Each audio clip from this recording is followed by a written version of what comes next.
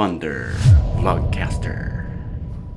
Magandang araw mga ka-Wonder and welcome back sa ating YouTube channel, tong Wonder Vlogcaster. Magandang gabi sa inyo lahat.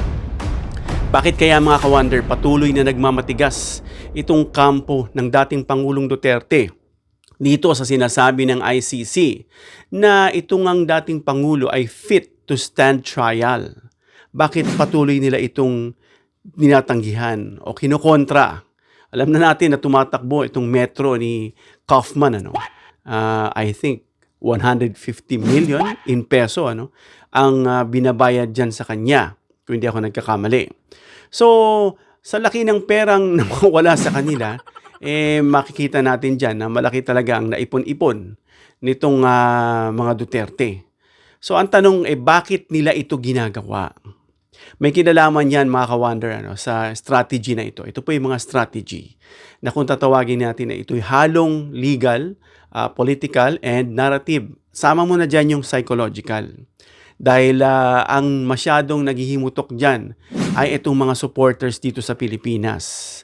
Sasabayan pa yan na makikita nating iba-ibang pamamaraan ng panawagang bring him home na lately nakita natin pati sa ilalim ng dagat nagbi-bring him home na sila. Alam siguro na itong kampo ng mga Duterte na hindi na makakauwi si PRRD sa Pilipinas. Kaya gumagawa ng sila ng ibang mga strategy upang sa gayon, yung ingay dito sa Pilipinas, yung ditong nangyayari ay lalong maging intense dahil nga uupo si Sara Duterte. At para ma-divert or somehow ma-convert yung isipan ng iba at pumanig sa kanila. Hindi po yan imposible mga ka-Wonder. Yan ay posible sa mga mahihina ang pag-iisip o ang pagtitimbang sa mga bagay-bagay. Meron akong kilala na dati itong loyalista, Marcos, talagang magsabihan mo pa lang ng against si PBBM, nagagalit na siya. But later on, nung madala si Duterte sa dahig, biglang nagbago ang timpla niya.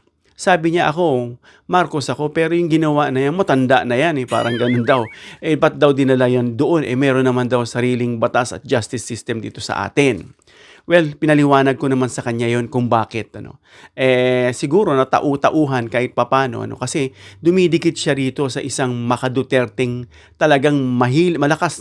Talagang kumbaga sa level is, ito na yung mga sinasabing cultic group na talagang hindi mo na mababago ang sasagot lang sa iyo niyan basta-basta.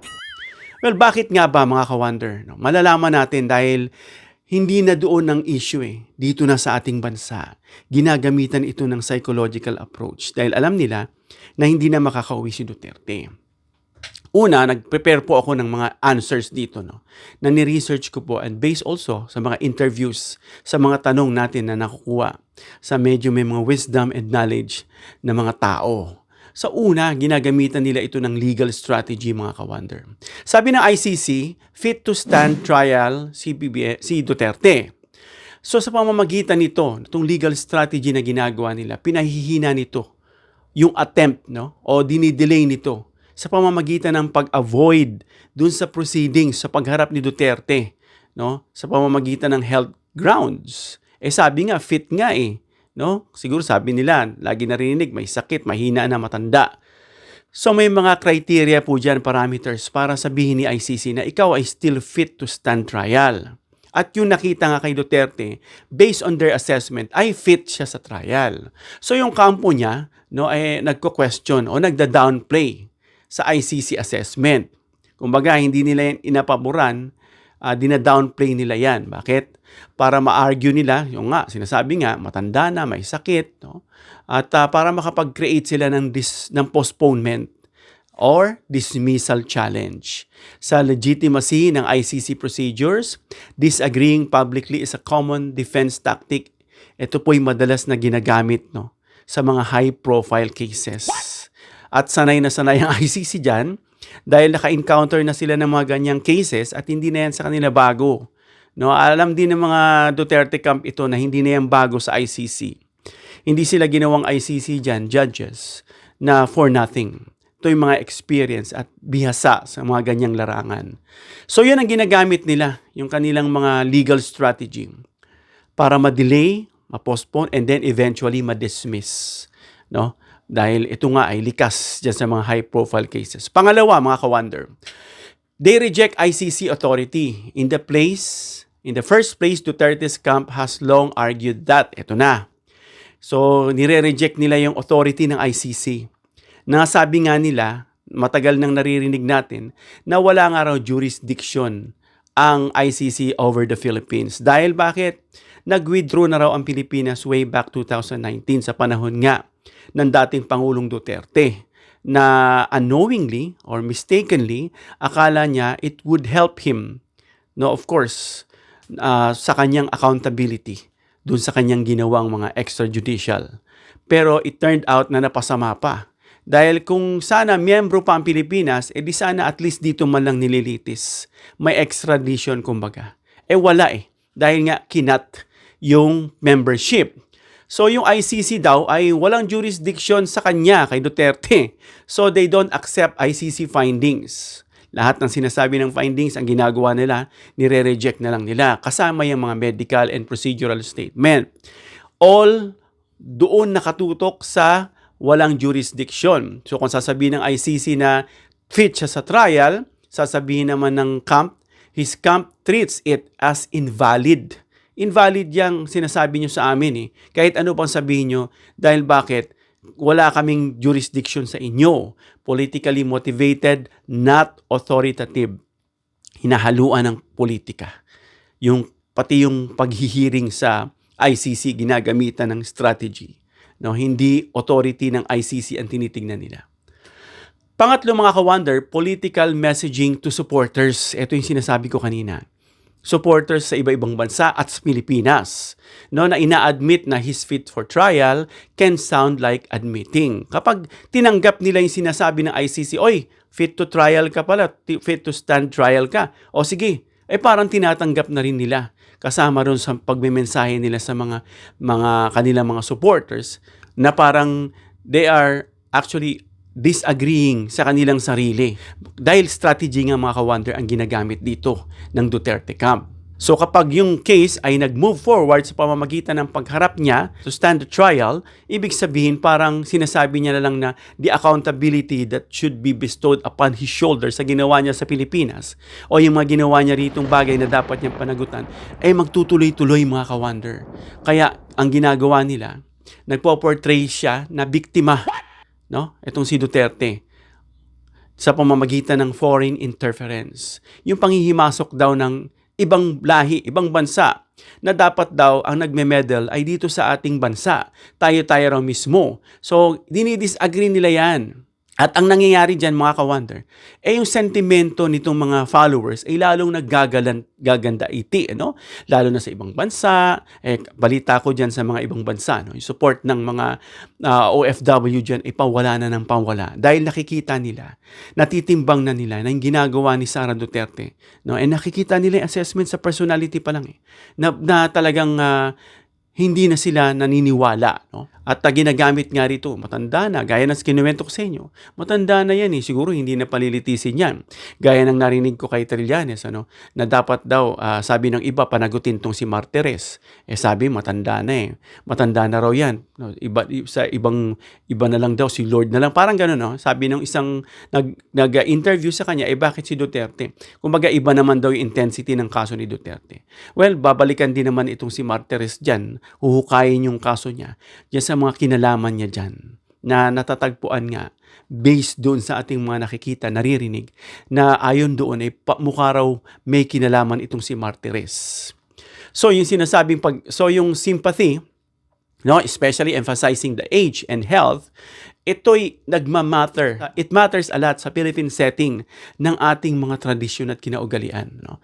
Yung ating human trait, no, na madamdamin, kagaya nga ng kwento ko na nakita, naawa, nanginginig yung boses, na paawa effect, no? These are, they said, no, itong mga political analysts din na against Duterte, they see this as another psychological approach or parang ginagamit lang para kaawaan siya, no?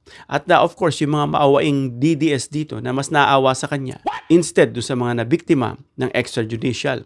At kahit dyan din, sabi nga ni Atty. De Leon, itong mga ibang senador dyan na bumoto no, na bring him home pa rin ang sigaw, na wala nga raw narinig na simpatiya dun sa mga nabiktima. No? Sabi nga ni Atty. De Leon, you are a disgrace, parang ganun. Ano? A disgrace or shame, parang sinabi niya. Dun sa either of those words. Ano? So yan po ang strategy dyan na ginagamit nilang mensahe na ipinapadala sa kanilang mga tagasunod. Pang-apat, different truths for different audiences. ICC. So depende yan, no? Sa dalawang, sabi nga, sa dalawang paksyon o sa iba-ibang paksyon. Sabihin natin kung ano-ano mga paksyon meron dito sa Pilipinas.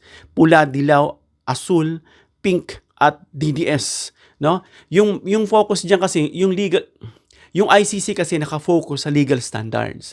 Meron silang pamantayan na protocol na siyang sinusunod ng ICC. Na whether itong edad mo, whether ito ka, status mo, sino ka man, scratch yun sa kanila because they are basing on their standards. Yun yung kanilang dapat sundin because that is the original protocol.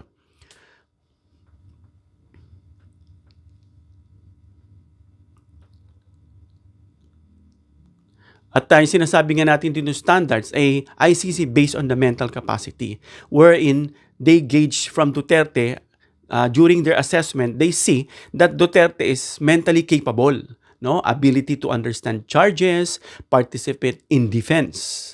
Kasi sila yung defense group At itong ICC yung judge.